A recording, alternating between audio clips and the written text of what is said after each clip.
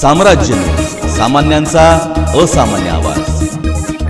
सोलापूर जिल्ह्यातील बेपत्ता मुली महिलांचे शोध घ्यावे। अस्मिता गायकवाड। जिल्ह्यातील अनेक मुली आणि महिला बेपत्ता असून त्यांचा शोध लागत नाहीये। शेळगाव येथील सृष्टी बापूराव साबळे ही अल्पवयीन 15 वर्षाची मुलगी गेल्या 2 महिन्यापासून बेपत्ता आहे।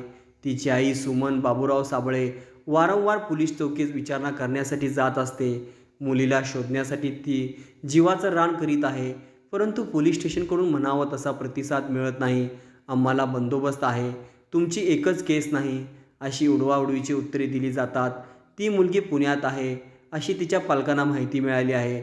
आपण संबंधितांना आदेश देऊन ताबडतोब त्या मुलीचा शोध घेऊन गुन्हेगारावर कडक कारवाई करावी।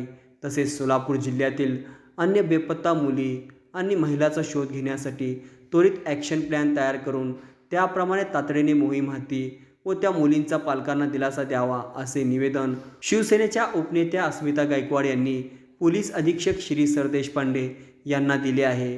यावेळी मंगल थोरात, मिनल दास, प्रीती नायर, मीना सुरवसे, प्रभावती येलगुंडे, पूजा चव्हाण, रत्नमाला बागलेकर, शमीम पठाण आदी महिला उपस्थित होते। शिवसेनेच्या वतीने पोलीस अधीक्षक श्री सरदेशपांडे सर यांना निवेदन देण्यासाठी आम्ही सगळेजणी आलेलो होतो। सोलापूर जिल्ह्यातील ज्या मिसिंग केसेस आहेत, बेपत्ता झालेल्या अल्पवयीन मुली किंवा महिला या ज्या केसेस आहेत, तर या संदर्भामध्ये पोलिसांनी ॲक्शन प्लॅन तयार करून तातडीने त्यांची कारवाई करून गुन्हेगारांना अटक करावी आणि या मुलींना त्यांच्या पालकांकडे सुपूर्द करावे, ही आमची मागणी आहे।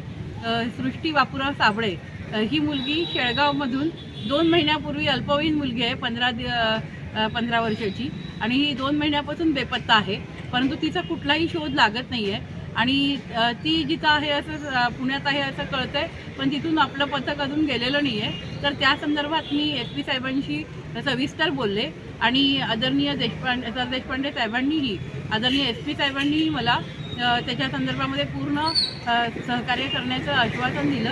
त्याचबरोबर आज तातडीने मीटिंग घेऊन त्या मुलीचा तातडीने शोध लावू असंही आम्हाला SP साहेब बोलले। आणि माझं हेच सगळं निवेदन राहील की शहर जिल्ह्यामधल्या ज्या मिसिंग केसेस आहेत, तर त्याची तातडीने दखल घेऊन त्या मुली ताबडतोब परत आणाव्यात, पालकांच्या सुपूर्द कराव्यात आणि त्या पालकांना दिलासा द्यावा।